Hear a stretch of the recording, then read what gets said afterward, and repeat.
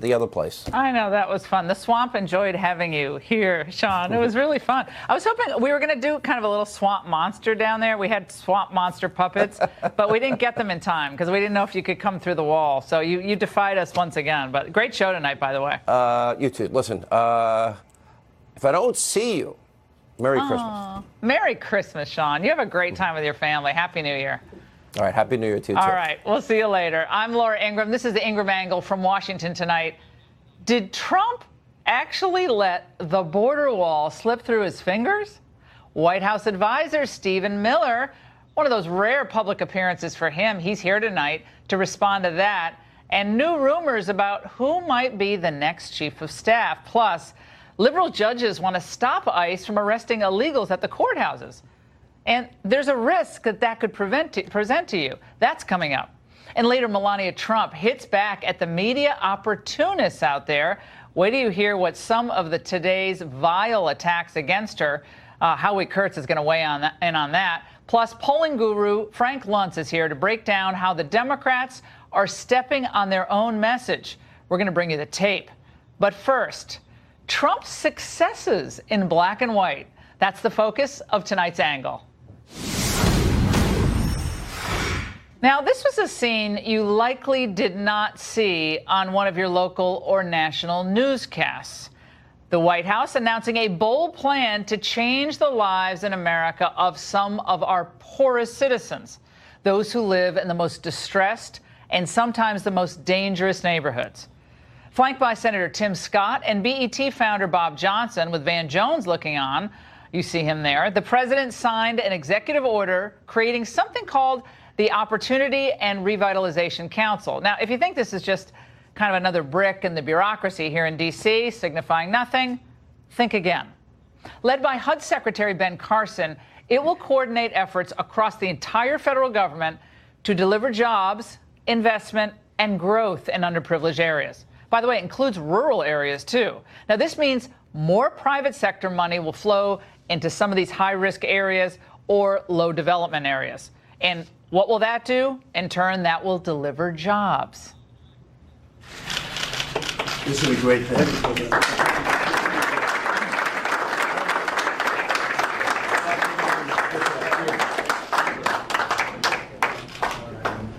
Thank you. Mr. President, Mr. President, in reaction to Michael Cohen's today, is Michael Cohen President? Of course, you heard that. The few reporters who were actually on hand there, they weren't interested in the substance of this undertaking. All they were interested in is shouting questions out about Cohen. And unlike most White House events starring Trump, it was not broadcast on cable or on C-SPAN or any of the networks. I wonder why. I'll tell you why. Because Trump is delivering results for those who Democrats thought that they had forever co-opted politically. It's all it all smashes the press's relentless drumbeat about how the president just doesn't like black people. What more do we need to see or hear from this racist man? Here we have a president who has once again said racist and despicable words about African Americans, people of color. All the policy that he's put forward has been anti-people of color. He has continued policies that I believe are racist in nature. The president of the United States is racist. A lot of us already knew that. The president seems to harbor racist feelings about people of color. It's just despicable. Every time I watch those, I'm like, I don't even want to play them anymore. Media mogul Bob Johnson, one of the most prominent and most successful African Americans probably on the planet, obviously begged to disagree with that montage. He was on hand to recognize the administration's drive and commitment to help low-income Americans. Just recently, your Department of Labor signed a historic document that created something called auto portability.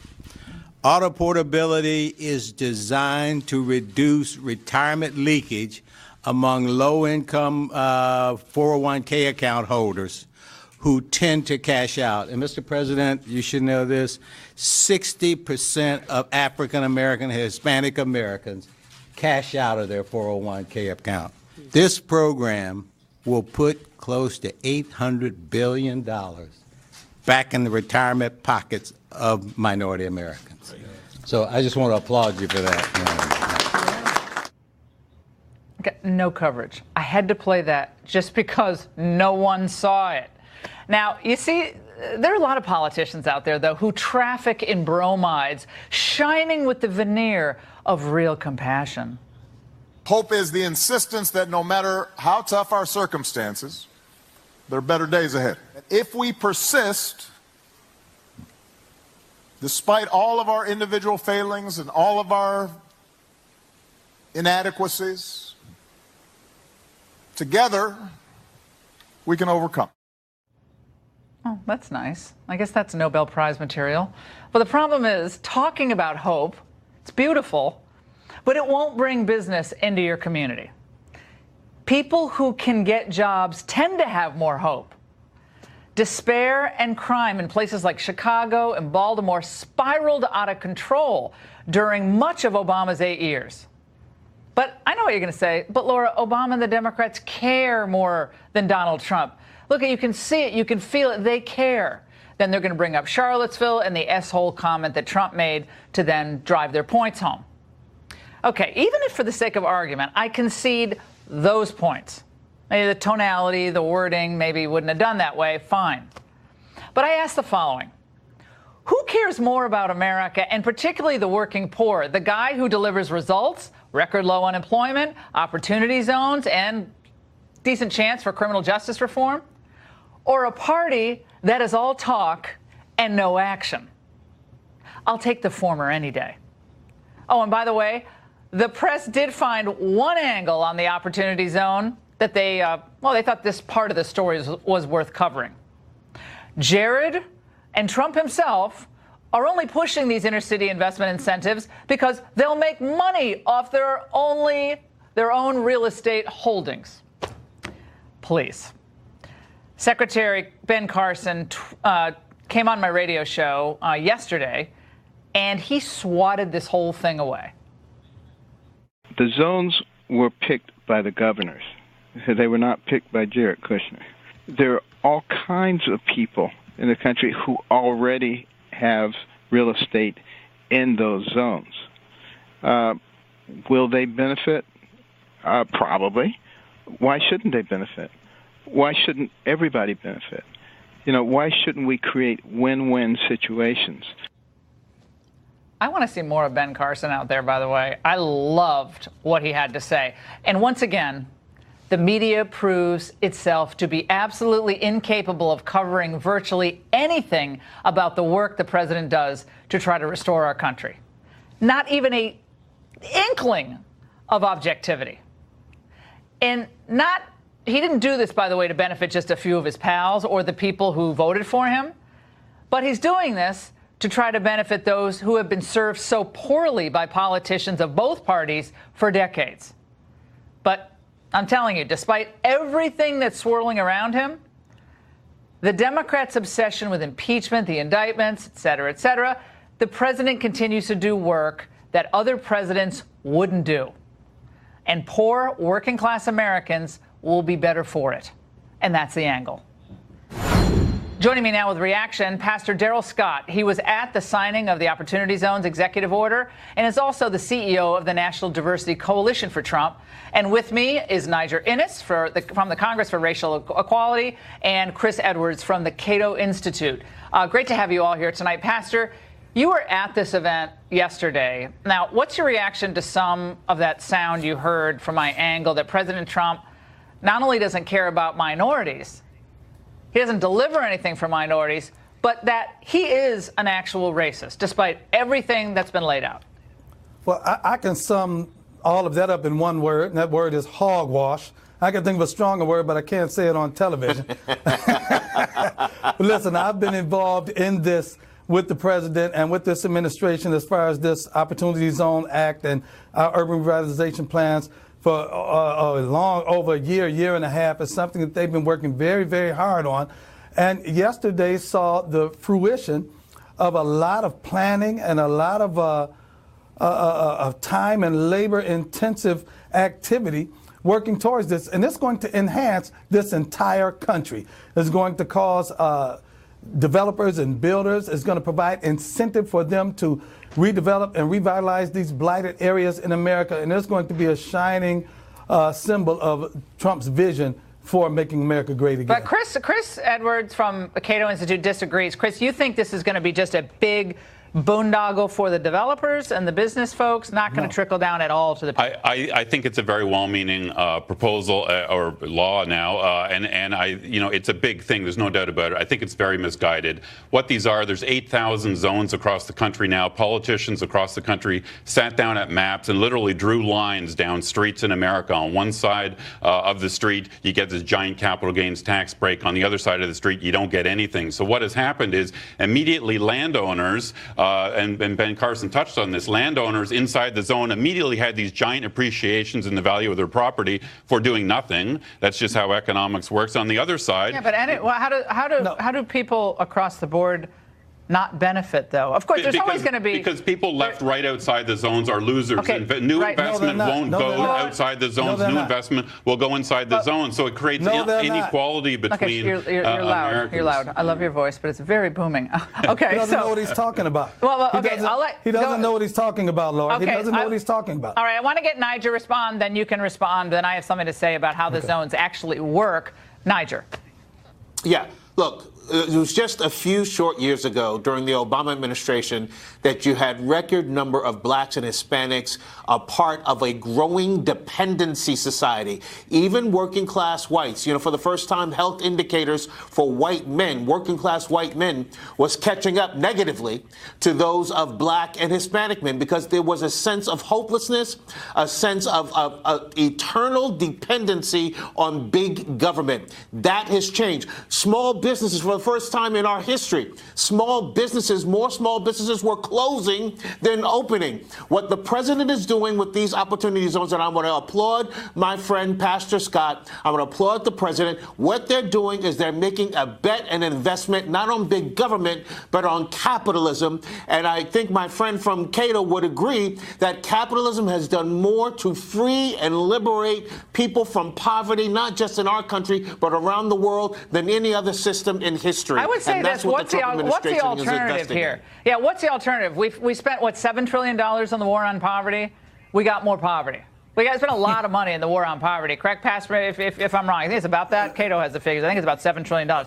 So what's the alternative? What is Cato? Last time I checked, Cato is for open borders, more trade deals than the TPP, correct?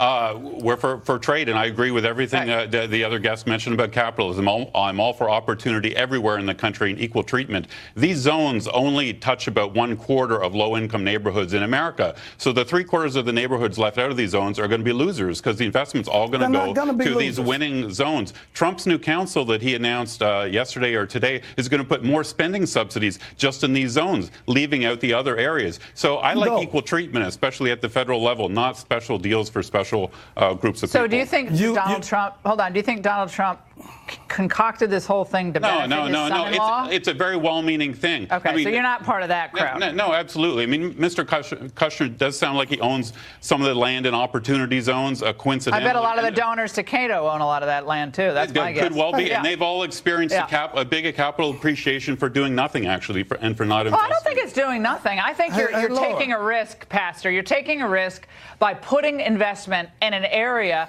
that has oftentimes been dangerous, very difficult to grow a company, or in the rural zones, just kind of desolate. Listen, and no investment at all.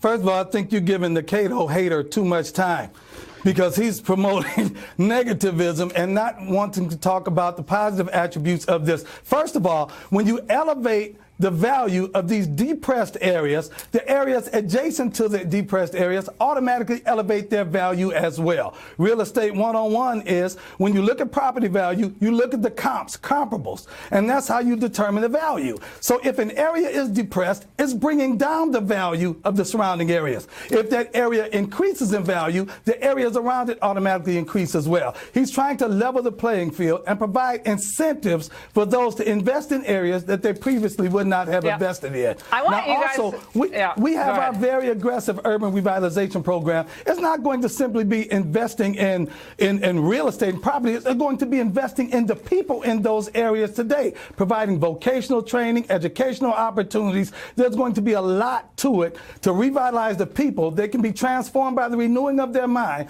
so that the increase in value is total, not just physical. I want to move to something, spiritual. guys. I want to move to something that's it goes beyond just the economics of this, to how the left has tried to poison the well among minorities against this president. Despite the economic news, despite initiatives like this, Niger, criminal justice reform, which is coming down the pike. That's right. And this just 24 hours before this council that Cato Institute thinks is not going to work. And, I certainly hope they're wrong. And I'm actually very optimistic about this, very optimistic about it.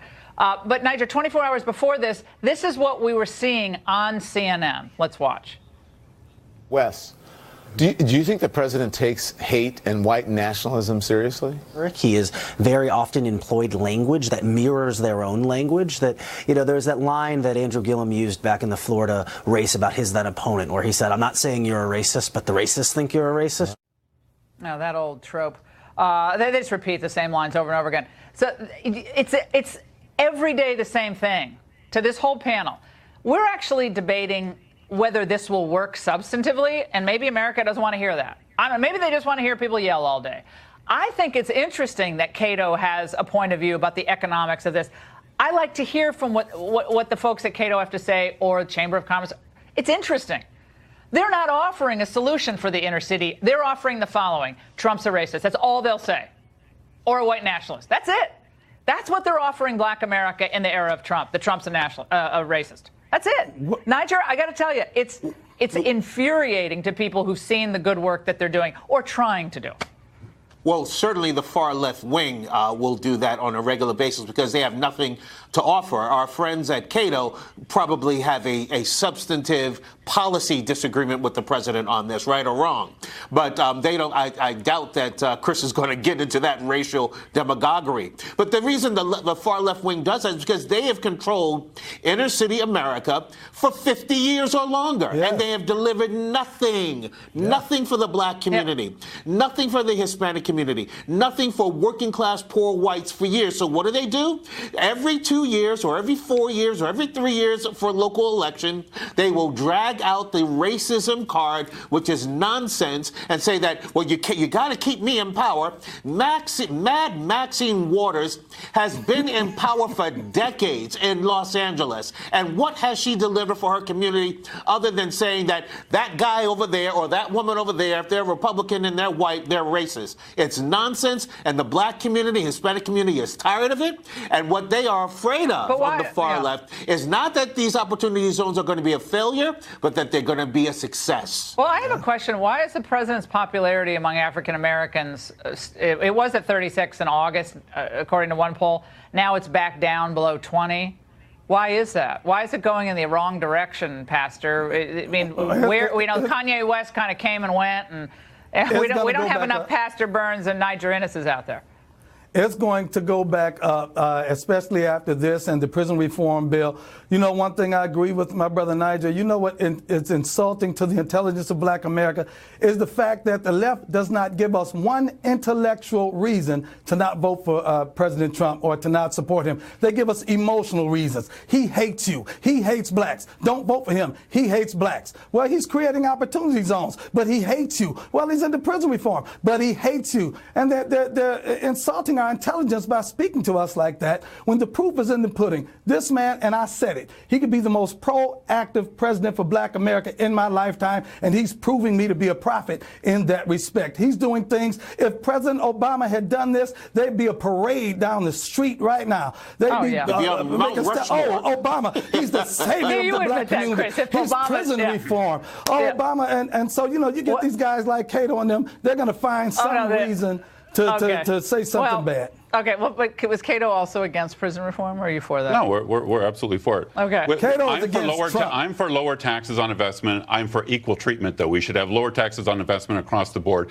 The reason why cities like Detroit are poor is because of bad policy, high regulations. Detroit has some of the highest property taxes in the nation. If Detroit lowered its property taxes, it would get more business investment. You don't need the federal government for that. All right, great panel, guys. Thanks so much. And actual substance discussed.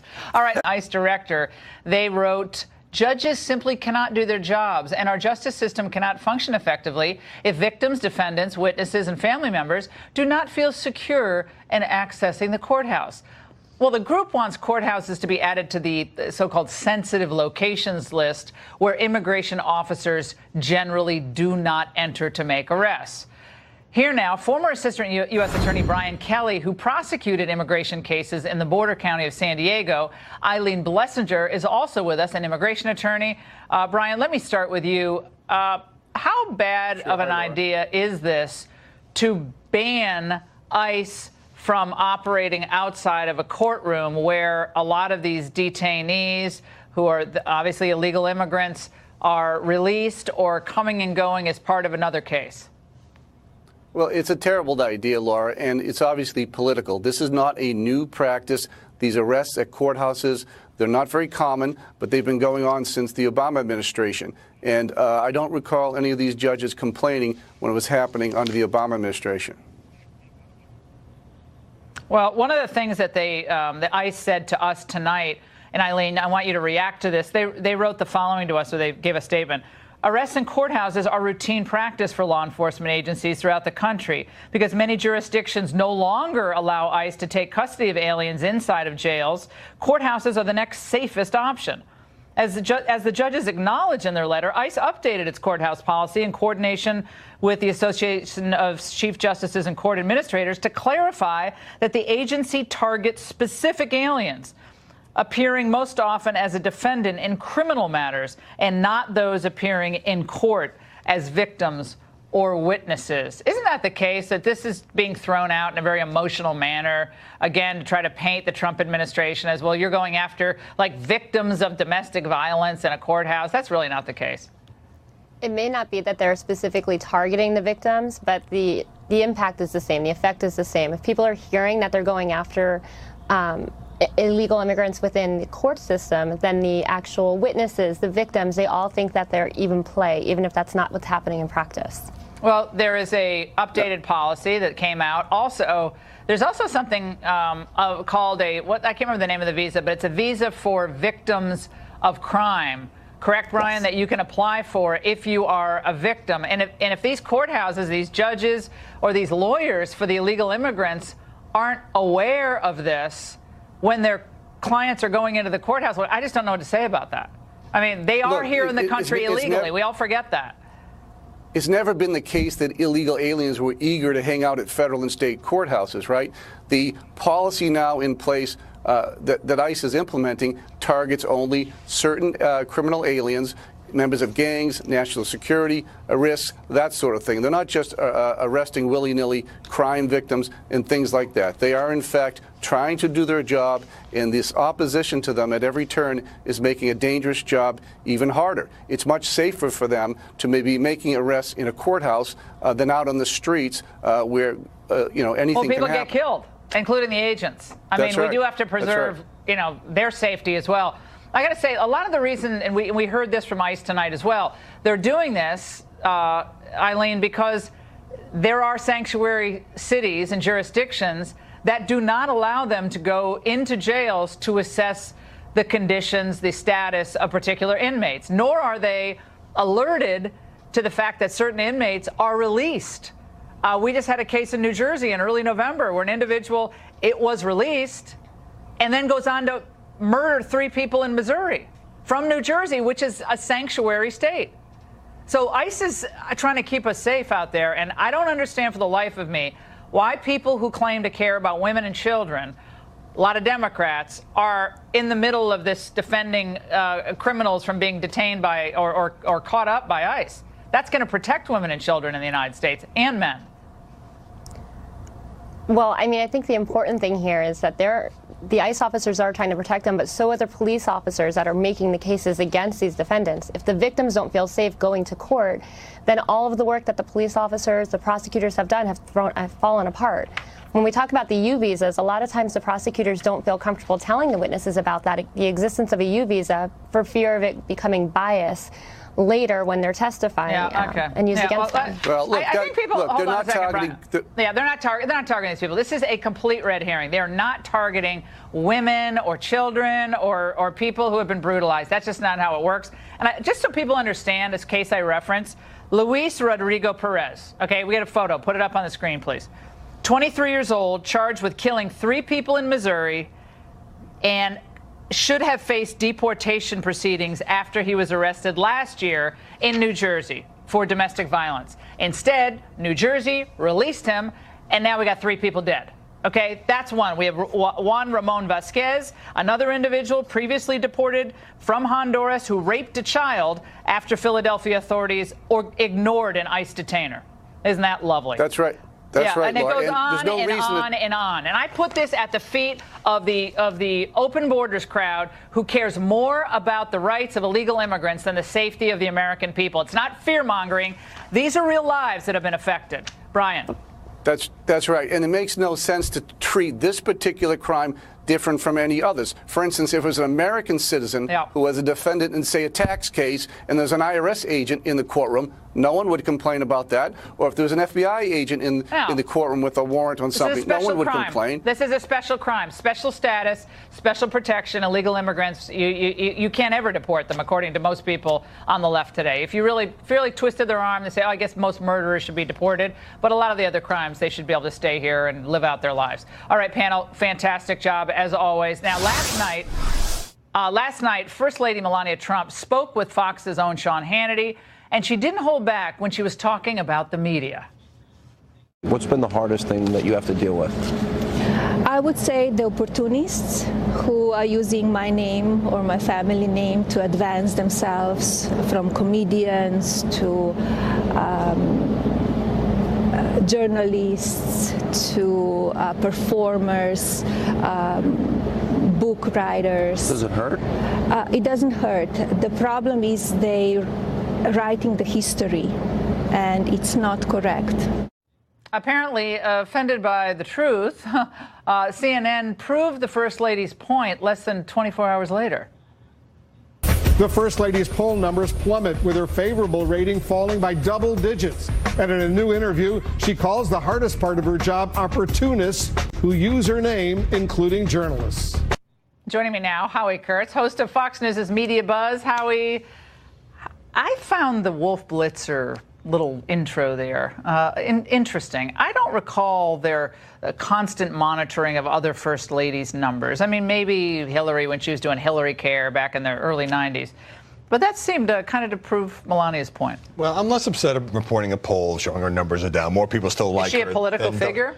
I guess all first ladies are by definition, but Melania is subjected to a particularly brutal kind of treatment and mockery, whether it's Jimmy Kimmel making fun of her accent, to all this media chatter about, well, why didn't she go on this trip with her husband, and did she swat his hand away? Is she even living at the White House? Remember that? She's not even living there? All of which designed to insinuate, imply, intimate that marriage is horrible. Free Melania, the bumper stickers. Right, yeah, that's and sweet. you know, she's got a thick skin, but no other modern First Lady has been treated like that. Maria Cardone over at CNN actually said this. Let's watch.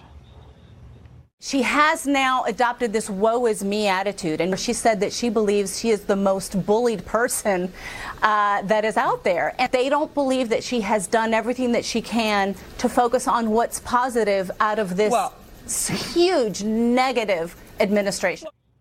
Now, what's negative? The press, the administration? I mean, who adds to the negativity here? Look, when Melania does things in her public role as First Lady, she's subject to criticism. I think we can agree on that. But, you know, she's a pretty private person. She devotes a lot of time to being a mom. And I am just continually stunned. I mean, any other First Lady, she's a former professional model, would be on the covers of women's magazines. But, of course, she's not for ideological reasons, and that bothers me. But I do think, you know, she should do more interviews because she's actually very good at it. I think she should do more. I think leaves a vacuum. I don't want to jump on the criticism, but I'm not criticizing. I'm criticizing because we want to see more of her. Right. And she's an incredibly gracious, warm, kind person. And I think people they don't know her.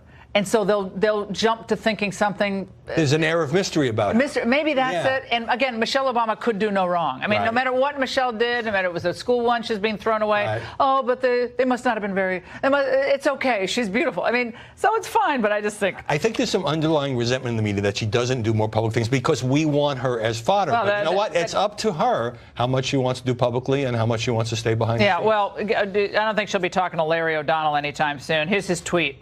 The only thing you need to know about Melania is she's a Trump. Trump by choice. Captures the entire media mindset. It's despicable.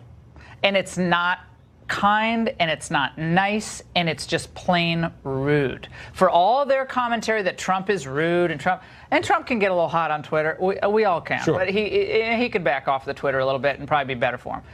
But to say that about the First Lady, I thought we were all for women choosing whatever they want to do. Love who you want. Love is love. What happened to that? What happened to that? Love is love. You always hear that. But when someone chooses to love someone they don't like, then they're a horrible person. It's a woman who's not consumed by political ambition, and yet that kind of, she's married to him, so she must be a terrible person. That's really pretty awful. Anyone associated with Trump, by extension, for the left, is are terrible people. Howie Kurtz, thank you so much. Great to see you. And how does Stephen Miller react to the suggestion that the White House let a proposal for the wall slip through its fingertips? The senior policy advisor to President Trump, here to tell us why those criticisms are wrong, and some breaking news on the Chief of Staff search. Partisan immigration bill that would have funded the wall and provided a path to citizenship for DACA recipients, calling it a catastrophe and a giant amnesty. The bill failed, and the wall, still not built. Joining me now is Stephen Miller, Senior Policy Advisor to President Trump. Stephen, does the president feel like this is like the sand in the hourglass that slipped through that little tiny hole? Not at all. First of all, the bill that you mentioned in the lead-in would have, in fact, been a total catastrophe and gutted interior enforcement permanently forever. We've already built or have underway over 100 miles of the wall, and this stand that we're taking right now with the entire nation watching, and frankly the whole world watching, is a stand that we think we're going to win. The fact checkers say your border wall claim, the president said a lot of it is already built, was not true. Well, the fact checkers typically are wrong about these things, and they certainly are in this case. So is there like the new wall, like the new, there's super beautiful duper new wall? There's beautiful 30-foot rock solid bollard steel in the ground. You can go down and look at it. But is it up high and it's going up high? 30 feet tall. So unlike the old, you have it in El Centro, for example, you have it in the San Diego area and in Calexico and many other areas too. Okay. But that 30-foot barrier. I'm going there. I'm going to go just do a show from the wall. Maybe I'll sit on the wall when I do it. Because you see the old shorter barrier that predated this administration. You see people climbing over it and throwing human beings over it. You need that 30-foot height. But I just want to get to the real issue at hand. The Democrats are fighting for illegal aliens. Donald Trump is fighting for American citizens. That's what this whole thing's about. You've covered this better than probably anybody for years. You understand this is about sovereignty. It's about working men and women. It's about safe communities. It's about wages, living conditions, quality of life. This is the battle right now, right before our very eyes. We are going to win because Donald Trump is not backing down. Jeff Flake, outgoing. You'd be surprised to know, Stephen, he disagrees with you. Let's watch. The notion that Democrats have prevented any fix. The last real vote we had on substantial immigration reform was the bipartisan bill that we did in 2013. Every Democrat in the Senate voted for that bill. This notion that this is all the Democrats' fault is just wrong. Is that true? I mean, do Republicans deserve some blame here? I mean, we have a lot of Chamber of Commerce type Republicans. I just had a guy from Cato on. He's a nice guy, but they don't want any border. They don't want any enforcement down there. They want the cheap labor. They want a glut of workers so that wages stay down. Now we have a dearth of blue-collar workers, and wages are going up. Well, look, if you zoom out, 30,000-foot view, last few decades of American history, there's no question that both parties in America have contributed to unwise foreign policy.